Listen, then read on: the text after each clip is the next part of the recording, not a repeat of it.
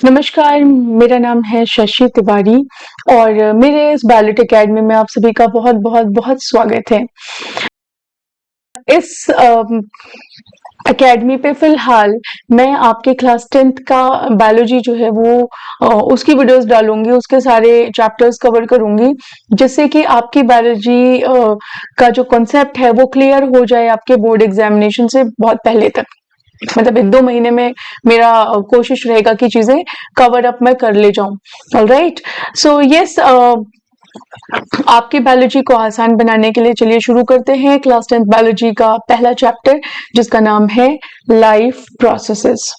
Alright, so life processes में basically क्या होता है।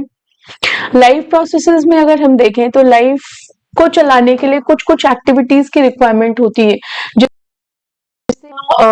मतलब जितने भी ये लिविंग ऑर्गेनिज्म है ये इस धरती पे ये अपनी लाइफ को मेंटेन कर पाए और अपनी लाइफ को सस्टेन कर पाए। ऑलराइट, सो सस्टेन और मेंटेन करने का मतलब ये है कि अपनी जिंदगी को सुचारू रूप से और कहते हैं ना कि अच्छे ढंग से सरवाइव कर सकें, अपने आप को जिंदा रख सकें। ठीक है, तो जिंदा रखने के लिए कुछ कुछ एक्टिविटीज हमारे शरीर में होती हैं, जितने भी लिविंग ऑर्गेनिज्म है उनके शरीर में होती हैं, तो उन सारी एक्टिविटीज को हम कहते हैं लाइफ प्रोसेसेस। ऑलराइट, सो अगर हम लाइफ प्रोसेसेस की बात करें तो लाइफ प्रोसेसेस क्या होता है। लाइफ प्रोसेसेस में जितनी भी एक्टिविटीज हमारे लाइफ के लिए रिक्वायर्ड होती हैं, जितने भी फंक्शंस हमारे लाइफ के लिए रिक्वायर्ड होते हैं, वो सारे ही होते हैं लाइफ प्रोसेसेस के। लाइफ प्रोसेसेस में जितनी भी एक्टिविटीज होती हैं उनमें ये सारे फंक्शंस कैरिड आउट होते हैं।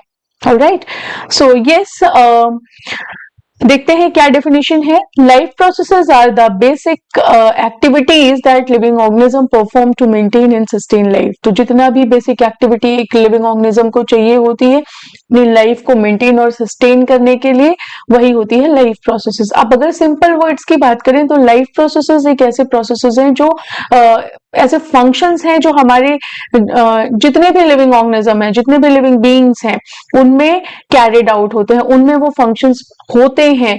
और अगर ये फंक्शंस नहीं होंगे तो वो लिविंग बीइंग अलाइव नहीं रह पाएगा, जिंदा नहीं रह पाएगा, ग्रो नहीं कर पाएगा, उसमें रिप्रोडक्शन नहीं होगा, यानी कि उसके फर्दर जो ऑफस्प्रिंग्स पैदा होते हैं, जो बच्चे पैदा होते हैं, वो चीज नहीं होगी और ना ही वो एनवायरमेंट के तरफ रिस्पॉन्ड कर पाएगा। ऑलराइट, सो सिंपल वर्ड्स में अगर हम बात करें तो लाइफ प्रोसेसेस एक एसेंशियल फंक्शन है और जो कैरिड आउट होता है किसी भी लिविंग बीइंग में, जिससे कि वो अलाइव रह सके, ग्रो कर सके, रिप्रोड्यूस कर सके एंड रिस्पॉन्ड कर सके एनवायरमेंट में। ऑलराइट, सो यस, देखते हैं नेक्स्ट। अब एग्जाम्पल की हम बात करें, एग्जाम्पल क्या होता है लाइफ प्रोसेसेस का, तो सबसे पहली चीज है न्यूट्रिशन, हमारा खाना खाना। फिर रेस्पिरेशन रिक्वायर्ड होता है, भाई खाना भी जरूरी है, उसमें न्यूट्रिशन जो हमें मिलता है वो जरूरी है। अगर न्यूट्रिशन नहीं मिलेगा तो हमें हमारी बॉडी में ग्रोथ नहीं होगी। रेस्पिरेशन क्यों जरूरी है, सांस लेना भी जरूरी है, क्योंकि रेस्पिरेशन में भी बहुत सारी ऐसी चीजें होती हैं जो हमारी बॉडी के लिए रिक्वायर्ड होती हैं। ट्रांसपोर्टेशन रिक्वायर्ड होता है, ट्रांसपोर्टेशन इसलिए रिक्वायर्ड होता है कि जो कुछ भी हम खा रहे हैं या जो कुछ भी हमारी बॉडी एब्जॉर्ब कर रही है वो एक जगह से दूसरी जगह इजिली जा पाए। लेकिन सिर्फ फूड ही नहीं, वाटर भी, ऑक्सीजन भी जो हम रेस्पिरेशन के थ्रू लेते हैं, और इसके अलावा जितना भी वेस्ट मटेरियल हमारी बॉडी में होता है, जो भी रिक्वायर्ड सब्सटेंसेस होते हैं, अनरिक्वायर्ड सब्सटेंसेस होते हैं हमारी बॉडी में, उनका भी बाहर जाना बहुत जरूरी होता है। तो ट्रांसपोर्टेशन इसलिए रिक्वायर्ड हो जाता है क्योंकि हर जगह से वो जाके जितना भी वेस्ट है वो सारा कुछ कलेक्ट करता है। ठीक है, और ये कलेक्ट कैसे होता है, ट्रांसपोर्टेशन के प्रोसेस के थ्रू होता है। Then next is excretion. Excretion क्यों रिक्वायर्ड होता है कि भाई हमने जो कुछ भी खाया कुछ ऐसा था जो हमारी बॉडी के लिए रिक्वायर्ड था, कुछ ऐसा था जो हमारी बॉडी में उसकी जरूरत थी, लेकिन कुछ ऐसी भी चीजें हैं जिनका हमारे शरीर में कोई काम नहीं है, तो उसके लिए एक्सक्रीशन का होना जरूरी है। ठीक है, देन रिप्रोडक्शन का होना भी बहुत जरूरी है। रिप्रोडक्शन में क्या होता है कि भाई बच्चे अगर पैदा नहीं होंगे तो हमारा जो जनरेशन, हमारी जो स्पीशीज है वो आगे कंटिन्यू नहीं कर पाएगी। Growth and response to stimuli भी जरूरी होता है। ठीक है, अगर ये सारे प्रोसेसेस स्टॉप हो जाएं तो कोई भी ऑर्गेनिज्म क्या होगा, सरवाइव नहीं कर पाएगा। तो ये कुछ एग्जांपल्स हैं लाइफ प्रोसेसेस के, कुछ ऐसी एक्टिविटीज या कुछ ऐसे फंक्शंस के जो रिक्वायर्ड होता है हमारे जितने भी लिविंग बीइंग्स इस धरती पे मौजूद हैं। ऑलराइट,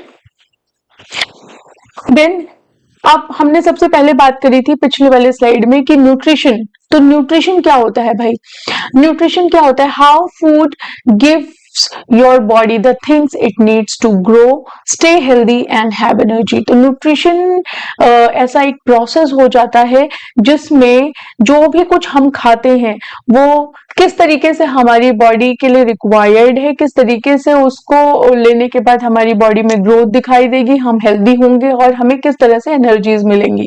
राइट, तो इजी एग्जांपल्स है न्यूट्रिशन के इन एवरीडे लाइफ में। पहला तो है कार्बोहाइड्रेट। कार्बोहाइड्रेट क्या करता है भाई, कार्बोहाइड्रेट हमें एनर्जी देता है। अब ये कार्बोहाइड्रेट मिलता किस में है, तो राइस में मिलता है, ब्रेड में मिलता है, पास्ता में मिलता है, पोटैटोज में मिलता है। दूसरी चीज प्रोटीन। प्रोटीन क्या करता है, मसल्स बिल्ड करता है, हमारी बॉडी में जितना भी टूट फूट होती है या जितना भी कुछ रिपेयर का जो काम होता है वो प्रोटीन के थ्रू ही होता है। तो प्रोटीन कहाँ से मिलेगा, आप एग से मिलेगा, चिकन से मिलेगा, बीन्स से मिलेगा, फिश। ठीक है, फैट्स भी जरूरी है। फैट्स का काम क्यों क्या होता है, फैट्स का काम ये होता है कि जितना भी कुछ हमने खाया है और जितनी एनर्जी हमें चाहिए थी उतनी एनर्जी हमें मिल गई, लेकिन जो बाकी एनर्जी हमारी बॉडी ने बनाई वो क्या होगी, वो क्या वेस्ट हो जाएगी, नहीं वो वेस्ट नहीं होगी, वो स्टोर होगी in the form of fat, और ये फैट ही आपको वार्म रखता है। फैट किससे मिलेगा, नट से, बटर से, एवोकाडो से। ठीक है, मैंने इसमें कुछ कुछ एग्जाम्पल्स दिए हैं और भी बहुत सारे एग्जाम्पल्स हैं, तो अगर आपको कोई ऐसे एग्जाम्पल्स पता है तो प्लीज मुझे कमेंट सेक्शन में बताइएगा। विटामिन्स एंड मिनरल्स, इनका क्या काम होता है, ये हमारी बॉडी को पूरी तरह से अच्छे तरीके से अगर हम कहें तो वर्क करने में हेल्प करता है। विटामिन सी, विटामिन का एक एग्जाम्पल है विटामिन सी, कहां से मिलता है, ऑरेंजेस। आयरन भी इसी में आता है, विच इज स्पिनच। कैल्शियम से हमें आयरन मिलता है, sorry not spinach, sorry iron हमें किससे मिलता है, स्पिनच से, पालक से। पालक हम खाएंगे हमें बहुत सारा आयरन मिलेगा। ठीक है, सो आयरन, कैल्शियम, ये सब मिनरल्स होते हैं। ठीक है, vitamin C is vitamin. Calcium से हमें क्या मिलेगा, सॉरी कैल्शियम हमें किस में मिलेगा, मिल्क में मिलेगा। वाटर, वाटर का काम क्या है, वाटर हमारी बॉडी को हाइड्रेटेड रखता है और हमारे डाइजेशन में हेल्प करता है। ऑलराइट, सो इन शॉर्ट अगर हम कहें कि जितना भी fruits, vegetables, grains, protein, water, ये सब कुछ हम ले रहे हैं, इट इज गुड न्यूट्रिशन। अगर हम ये सब कुछ खा रहे हैं तो it means it is a good nutrition. अब न्यूट्रिशन के बेसिस पे इनके टाइप भी होते हैं कि भाई कितने प्रकार के न्यूट्रिशन होते हैं, किस किस तरह से न्यूट्रिशन होता है, तो यहाँ पे हम पढ़ेंगे type of nutrition. Type of nutrition की अगर हम बात करें तो दो तरीके का न्यूट्रिशन होता है, एक होता है ऑटोट्रॉफिक न्यूट्रिशन और दूसरा होता है हेट्रोट्रॉफिक न्यूट्रिशन। तो सबसे पहले हम बात करेंगे ऑटोट्रॉफिक न्यूट्रिशन की। ऑटोट्रॉफिक न्यूट्रिशन क्या होता है, auto means self, trophic means nourishment, यानी कि नरिशमेंट मतलब पोषण, यानी कि खुद से अपना जो फूड प्रिपेयर करते हैं, जो खुद अपने आप को नरिशमेंट देते हैं, खुद अपने आप को पोषण प्रोवाइड करा लेते हैं, दैट इज ऑटोट्रॉफिक। ठीक है, autotrophic nutrition is a type of nutrition in which organisms prepare their own food using simple substances like carbon dioxide, water and sunlight. अब ऑटोट्रॉफिक न्यूट्रिशन क्या होता है, ऑटोट्रॉफिक न्यूट्रिशन होता है कि जिसमें ऐसे ऑर्गेनिजम्स में ये न्यूट्रिशन पाया जाता है जो अपना खाना खुद बनाते हैं, और अपना खाना खुद बनाने का मतलब क्या है कि ये किसी के ऊपर किसी भी तरीके से डिपेंडेंट नहीं है, ये किसी और ऑर्गेनिज्म पे डिपेंडेंट बिल्कुल भी नहीं है, अपना खाना खुद बना रहे हैं। और कैसे बना रहे हैं, बहुत सिंपल सब्सटेंसेस यूज करते हैं, carbon dioxide, water and sunlight, इन्हीं को यूज करके ये अपना खाना खुद बना रहे हैं। अब अगर हम सोचें कि ऑटोट्रॉफिक न्यूट्रिशन किसमें होता है, तो एक चीज समझ लीजिए ऑटोट्रॉफिक न्यूट्रिशन में आगे जानने के लिए कि ऑटोट्रॉफिक न्यूट्रिशन जिन लिविंग ऑर्गेनिज्म में पाया जाता है, यानी कि जो लिविंग ऑर्गेनिज्म अपना खाना खुद बना रहे हैं उनको हम बोलते हैं ऑटोट्रॉफ्स। ठीक है, अब ऑटोट्रॉफ्स कौन कौन से होते हैं भाई? ग्रीन प्लांट होता है, एल्गी होता है और कुछ बैक्टीरियाज हैं जो अपना खाना खुद बनाते हैं। अब ये खाना खुद बनाते कैसे हैं? खुद ऐसे बनाते हैं कि इनमें एक प्रोसेस पाई जाती है जिसको हम बोलते हैं फोटोसिंथेसिस और कीमोसिंथेसिस। तो ये एक प्रोसेस है फोटोसिंथेसिस की, जिसके बारे में हम डिटेल में आगे पढ़ेंगे, लेकिन फिलहाल अभी मैं आपको सिर्फ इतना बता रही हूँ कि फोटोसिंथेसिस का एक प्रोसेस होता है जिसके थ्रू ये अपना खाना खुद बनाते हैं, ये किसी भी ऑर्गेनिज्म पे डिपेंडेंट नहीं है। ठीक है, तो बेसिक चीज ऑटोट्रॉफिक के बारे में जान लेते हैं। Auto means self, trophic means nourishment, it means self nourished organisms होते हैं ये। और जो ग्रीन प्लांट्स होते हैं ये क्या करते हैं? ये क्लोरोफिल का यूज करते हैं और सनलाइट को यूज करते हैं, और ये क्या करते हैं? Glucose. Glucose is what? Glucose food है। अच्छा, ग्लूकोज ही क्यों बनाते हैं? ग्लूकोज इसलिए बनाते हैं ना क्योंकि ग्लूकोज बहुत सिंपल सब्सटेंस है जो कि बहुत इजीली एब्जॉर्ब हो जाता है, तो ग्लूकोज बनाते हैं यानी कि अपना फूड बनाते हैं और प्लस ऑक्सीजन रिलीज करते हैं। ठीक है, अब एग्जाम्पल में क्या है इनका? प्लांट्स हैं, एल्गी हैं, कुछ बैक्टीरिया, ये हमने ऊपर भी पढ़ लिया था। और बस इतना सा समझ लीजिए कि ग्रीन प्लांट्स क्या करते हैं? ये यूज करते हैं क्लोरोफिल को और सनलाइट को। ठीक है, और ये अपना खाना खुद प्रिपेयर करते हैं। ऑटोट्रॉफ्स, ऑटोट्रॉफ्स जैसे मैंने अभी बताया कि एक ऐसे ऑर्गेनिज्म है जो अपना खाना खुद बनाते हैं और कौन से सब्सटेंसेस यूज करते हैं? बहुत सिंपल सब्सटेंसेस यूज करते हैं, जैसे कि कार्बन डाइऑक्साइड, वाटर और सनलाइट। ठीक है, ऑटोट्रॉफ्स में कौन से आते हैं मैंने पहले भी बता दिया, ग्रीन प्लांट है, एल्गी है, कुछ बैक्टीरिया हैं, ये फोटोसिंथेसिस या कीमोसिंथेसिस की प्रोसेस करते हैं और अपना खाना खुद बनाते हैं। क्योंकि ये अपना खाना खुद बना लेते हैं इसलिए इनको हम बोलते हैं प्रोड्यूसर्स। इनको हम क्या बोलते हैं? प्रोड्यूसर्स। और किसी भी फूड चेन में ये बेस होता है, प्रोड्यूसर्स ही जो होते हैं वो सबसे पहले आते हैं। अगर कोई खाना बना रहा है तो वो सबसे पहले आएगा, दूसरा खाना तभी उससे ले पाएगा जब वो खाना बनाएगा, कोई तो होगा जो खाना बनाएगा। तो ये बेस है, ये फूड चेन का बेस बनाते हैं जितने भी प्रोड्यूसर्स हैं। अब प्रोड्यूसर्स कौन है? Producers are autotrophs. प्रोड्यूसर्स कौन होते हैं? Producers are autotroph. ऑलराइट, अब एग्जाम्पल्स ग्रीन प्लांट हो गए, एल्गी हो गया और कुछ बैक्टीरियाज हो गए। अब ऑटोट्रॉफ भी दो तरीके के होते हैं। ऑटोट्रॉफ दो तरीके के होते हैं, पहला होता है फोटो ऑटोट्रॉफ, दूसरा होता है कीमो ऑटोट्रॉफ।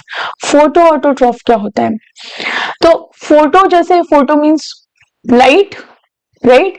ऑटोट्रॉफ्स जो अपना खाना खुद बनाते हैं, यानी कि ये ऐसे ऑटोट्रॉफ्स होते हैं, ऐसे प्रोड्यूसर्स होते हैं, ऐसे ऑर्गेनिजम्स होते हैं जो अपना खाना खुद बनाते हैं। क्या यूज करते हैं? सनलाइट। सनलाइट को यूज करते हैं एज एन एनर्जी सोर्स और अपना खाना खुद बनाते हैं। अब प्रोसेस क्या होगी इनमें? प्रोसेस होगी फोटोसिंथेसिस की। ठीक है, फोटोसिंथेसिस की प्रोसेस होगी और फोटोसिंथेसिस की प्रोसेस के थ्रू ये ग्लूकोज बना लेंगे, अपना खाना खुद बना लेंगे। ये करते क्या है? कार्बन डाइऑक्साइड इन एटमॉस्फेयर से मिलता है, वाटर, और इन सब का यूज करके ये क्या करते हैं? In the presence of light, light का यूज करेंगे और ये अपना खाना खुद बनाएंगे। ऑलराइट, और O2, फूड और O2 दोनों ही प्रोड्यूस करते हैं, यानी कार्बन डाइऑक्साइड और पानी को ये किस में कन्वर्ट कर देते हैं? फूड और ऑक्सीजन में। तो एग्जांपल्स हो गए green plant, algae and cyanobacteria. Next, हमने समझा था कि फोटोसिंथेसिस या कीमोसिंथेसिस भी कहते हैं। तो ऐसा नहीं है कि सिर्फ और सिर्फ सनलाइट ही यूज करते हैं, क्योंकि ऑटोट्रॉफ दो तरीके के होते हैं, फोटो ऑटोट्रॉफ और कीमो ऑटोट्रॉफ। तो जो फोटो ऑटोट्रॉफ है वो तो हमने डिस्कस कर लिया। अब कीमो ऑटोट्रॉफ देखते हैं, कीमो ऑटोट्रॉफ क्या होता है। तो कीमो ऑटोट्रॉफ क्या करते हैं? ये केमिकल एनर्जी यूज करते हैं फोटो में उन्होंने क्या एनर्जी यूज करी थी, उन्होंने सनलाइट एज एनर्जी यूज करी थी। लेकिन यहाँ पे केमिकल एनर्जी यूज होती है।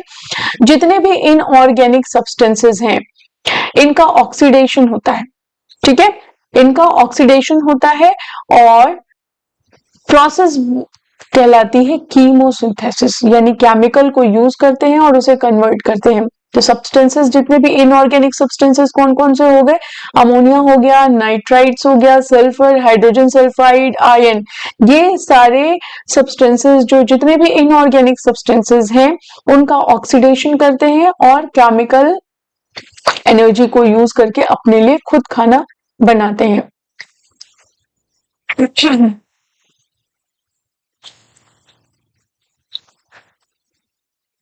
ऑलराइट, अच्छा एक चीज एग्जाम्पल हम इसका देख लेते हैं। एग्जाम्पल है नाइट्रीफाइंग बैक्टीरिया, जैसे नाइट्रोसोमोनास और नाइट्रोबैक्टर या सल्फर बैक्टीरिया, ये कीमो ऑटोट्रॉफ के एग्जाम्पल्स हैं। Alright, so sorry.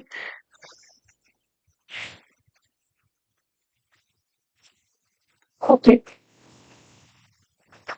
तो हमने ये समझा कि भाई जितना भी फोटो ऑटोट्रॉफ है, एक बार रिवाइज कर लेते हैं। फोटो ऑटोट्रॉफ क्या कहता है या ऑटोट्रॉफिक न्यूट्रिशन क्या कहता है। ऑटोट्रॉफिक न्यूट्रिशन खुद से पोषण क्रिएट करना, खुद से सेल्फ न्यूट्रिशन बनाना, यानी कि खुद खाना बनाना, दैट इज ऑटोट्रॉफिक न्यूट्रिशन हो गया।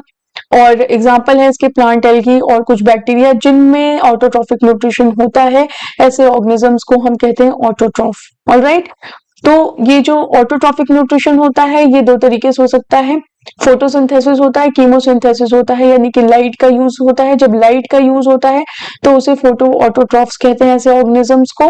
और अगर केमिकल का यूज होता है, यानी इनऑर्गेनिक सब्सटेंसेस का ऑक्सीडेशन करते हैं और केमिकल एनर्जी क्रिएट करते हैं और केमिकल एनर्जी का यूज होता है, सॉरी, तो ऐसे ऑटोट्रॉफ्स को हम बोलते हैं कीमो ऑटोट्रॉफ्स। और इस तरीके से भी न्यूट्रिशन होता है, ठीक है, जिसे हम बोलते हैं कीमो सिंथेसिस।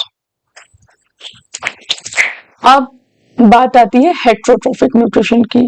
तो भाई खुद से खाना बहुत बना लिया, अब देखते हैं कि उन लोगों के बारे में भी सोचते हैं जो खाना नहीं बना पाते। तो यहाँ पे हेट्रोट्रॉफिक न्यूट्रिशन है।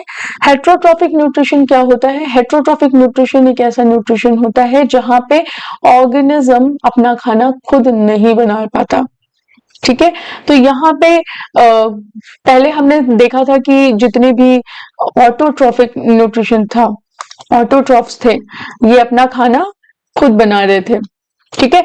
अब ये तो अच्छे थे जो बना ले रहे हैं भाई, अब उनका क्या होगा जो नहीं बना पा रहे हैं। तो जो नहीं बना पा रहे हैं खुद से उन्हें बोलते हैं हेट्रोट्रॉफ्स, ठीक है, उनको बोलेंगे हेट्रोट्रॉफ्स। और ऐसे न्यूट्रिशन को हम बोलते हैं हेट्रोट्रॉफिक न्यूट्रिशन, यानी कि अपना खाना खुद नहीं बना सकते। तो ये क्या करते हैं, ये डिपेंडेंट हो जाते हैं किसी और प्लांट पे या किसी और एनिमल पे।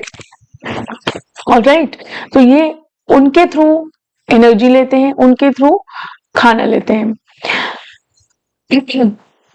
अब हेट्रोट्रॉफिक न्यूट्रिशन में अगर आप देखें तो कुछ प्लांट्स, एनिमल्स या डिकम्पोज्ड ऑर्गेनिक मैटर यूज करते हैं, कंज्यूम करते हैं और उनसे खाना लेते हैं। कुछ लोग, कुछ ऐसे भी एनिमल्स होंगे या लिविंग ऑर्गेनिज्म होंगे जो प्लांट्स खाते होंगे, कुछ ऐसे होंगे जो एनिमल्स खाते होंगे, कुछ ऐसे होंगे जो डिकम्पोज्ड ऑर्गेनिक मैटर यूज करते हैं, ठीक है, जो सड़ा गला वाला खाना खाते हैं वो डिकम्पोज्ड ऑर्गेनिक मैटर यूज करते हैं। तो इस तरीके से ये खुद नहीं बना सकते, तो ये किसी और से खाना लेते हैं। तो जितने भी हेट्रोट्रॉफिक न्यूट्रिशन अगर आप देखें तो इनमें कुछ कुछ प्रोसेसेस पाई जाती हैं, जैसे इंजेशन, डाइजेशन और एब्जॉर्प्शन। तो किस तरीके से खाना इंजेस्ट होता है, किस तरीके से डाइजेस्ट होता है, यानी कि डाइजेशन होता है, पाचन होता है, और किस तरीके से इनका एब्जॉर्प्शन होता है। ये 3 स्टेप आपको जरूर देखने को मिलेंगे। जितने भी हेट्रोट्रॉफ होते हैं उनमें ये 3 चीजें आपको जरूर देखने को मिलेगी, इंजेशन, डाइजेशन और एब्जॉर्प्शन। तो यहाँ पे क्या होता है, खाना यूजुअली लिया जाता है, फिर उसका ब्रेक डाउन होता है, फिर जो न्यूट्रिएंट्स मिलते हैं वो उनका एब्जॉर्प्शन होता है। आप हेट्रोट्रॉफिक न्यूट्रिशन में अगर आप देखें तो एग्जांपल्स ऐसे हैं, एनिमल्स, ह्यूमंस भी आता है इनमें, फंजाई भी आता है और कुछ बैक्टीरियाज भी आते हैं। ठीक है, तो बहुत तरीके के हेट्रोट्रॉफिक न्यूट्रिशन होते हैं और ये आगे भी क्लासिफाइड होते हैं। तो इनका क्लासिफिकेशन कैसे होता है? इनका क्लासिफिकेशन इस बेसिस पे होता है कि किस तरीके से ऑर्गेनिज्म ऑब्टेन कर रहा है फूड को और डाइजेस्ट कर रहा है, किस तरीके से उसे प्राप्त कर रहा है और किस तरीके से उसे डाइजेस्ट कर रहा है। ऑलराइट, तो इसके जो टाइप्स हैं वो है holozoic nutrition, saprophytic nutrition, parasitic nutrition और सिम्बायोटिक न्यूट्रिशन। तो सबसे पहले हम देखते हैं होलोजोइक न्यूट्रिशन। अब क्योंकि मैंने आप लोग को बताया था कि जो जितने भी हेट्रोट्रॉफिक न्यूट्रिशन है उनमें कुछ प्रोसेसेस देखने को मिलेंगी, उनमें इंजेक्शन देखने को मिलेगा, उनमें डाइजेशन देखने को मिलेगा, उनमें एब्जॉर्प्शन होगा और इजेशन होगा। ठीक है, तो यहाँ पे जो होलोजोइक न्यूट्रिशन है इसमें जो ऑर्गेनिज्म है ये क्या करते हैं, ये इंजेस्ट करते हैं सॉलिड को या लिक्विड फूड को, जो भी फूड इनको मिलता है, क्योंकि खुद तो बना नहीं सकते, तो बाहर जो सॉलिड या लिक्विड फूड ये एब्जॉर्ब करते हैं उसको इंजेस्ट करते हैं, यानी कि उसे खाते हैं।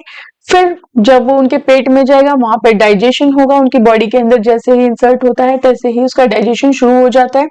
उसमें जितना भी कुछ न्यूट्रिएंट्स होगा वो एब्जॉर्ब होगा और जितना भी अनडाइजेस्टेड पार्ट है या जितना भी वेस्ट मटेरियल है वो सब कुछ इजेस्ट हो जाएगा, उसका इजेक्शन हो जाएगा। ऑलराइट,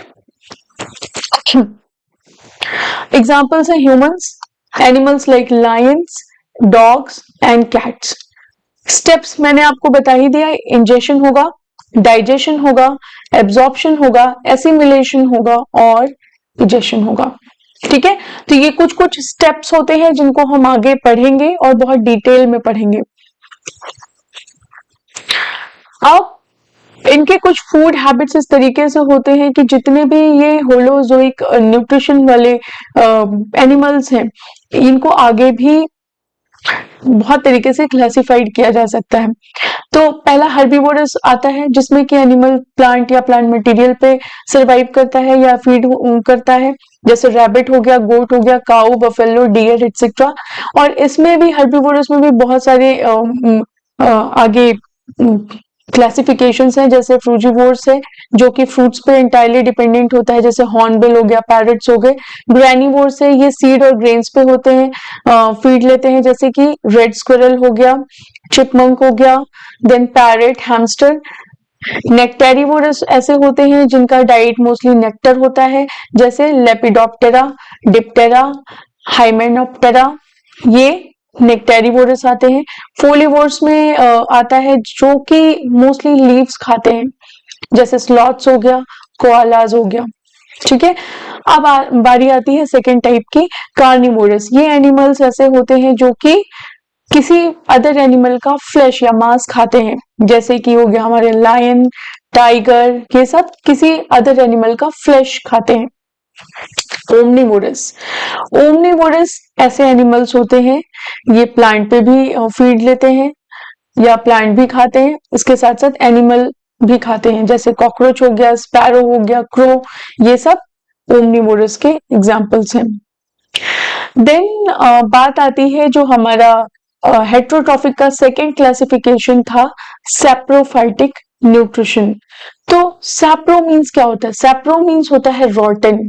जितना भी रोटन मीन्स सड़ा गला, जितना भी सड़ा सब्सटेंस है, जितना डेड और डिके हो रहा है सब्सटेंस, मरा हुआ सब्सटेंस है, सड़ रहा है, जमीन पे पड़ा पड़ा, वो ऐसे इस तरीके का जो फूड होता है, सड़ा गला वाला जो फूड होता है, ऐसे ऑर्गेनिजम्स जो सैप्रोफाइटिक न्यूट्रिशन जिनमें देखने को मिलता है, ये इस तरीके के खाने पे डिपेंड रहते हैं, यानी सड़े गले, डेथ और डिकेइंग सब्सटेंसेस, रॉटन फूड पे ये सरवाइव करते हैं।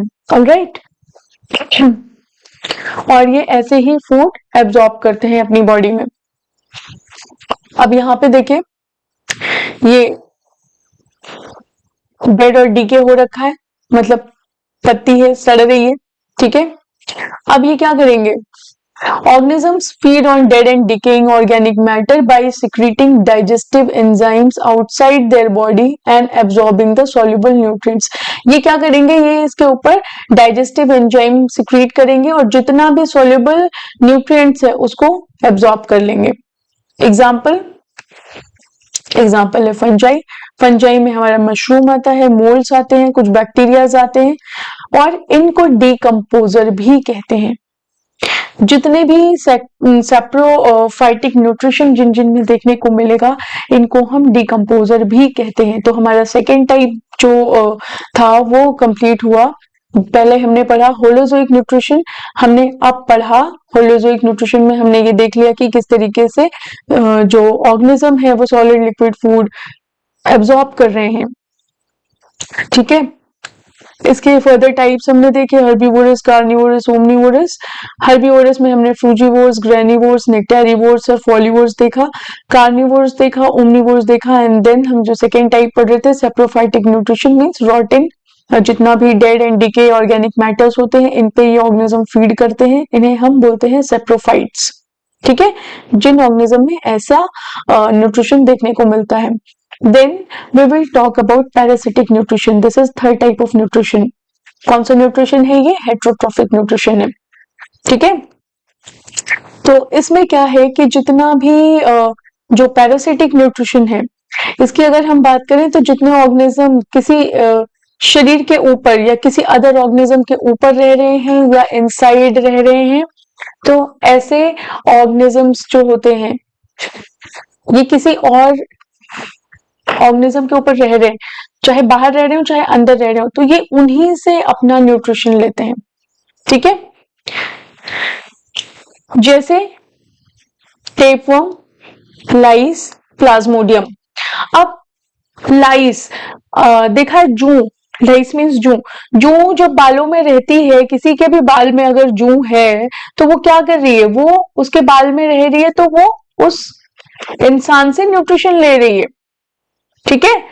प्लाज्मोडियम भी ऐसे ही जिस के बॉडी पे रहता है उससे न्यूट्रिशन लेता है। तो ये जितने भी पैरासिटिक न्यूट्रिशन वाले होते हैं ये जिस ऑर्गेनिज्म के बॉडी पे रहेंगे ये वहां से न्यूट्रिशन लेंगे, ठीक है। तो क्योंकि ये खुद तो बना नहीं सकते, हम पढ़ रहे हैं हेट्रोट्रोफिक न्यूट्रिशन, जो खुद नहीं बना सकते वो किसी और ऑर्गेनिज्म पे डिपेंडेंट है, तो यहाँ पे ये किसी और से न्यूट्रिशन ले रहे हैं, ठीक है, और ये सर्वाइव कर रहे हैं। तो जिनसे ये न्यूट्रिशन ले रहे हैं इसको बोलते हैं होस्ट। इसको क्या बोलते हैं, होस्ट। जिसकी बॉडी में ये रह रहे हैं और जहां से न्यूट्रिशन ले रहे हैं उसको बोलते हैं होस्ट। अब सबसे बड़ी चीज ये है कि अगर ये शरीर के ऊपर रह रहे हैं, आउटसाइड रह रहे हैं, जैसे कि हमारा जू रहता है, ठीक है, बालों में ही तो पाया जाता है ना जू, तो ये शरीर के ऊपर रहता है, बालों में रहता है, आउटसाइड द बॉडी, तो ये एक्टोपैरासाइट है, ठीक है। एंडोपैरासाइट क्या होते हैं, ये होस्ट के शरीर के बॉडी के अंदर रहते हैं, जैसे टेपवर्म, ये कहलाता है पैरासिटिक न्यूट्रिशन।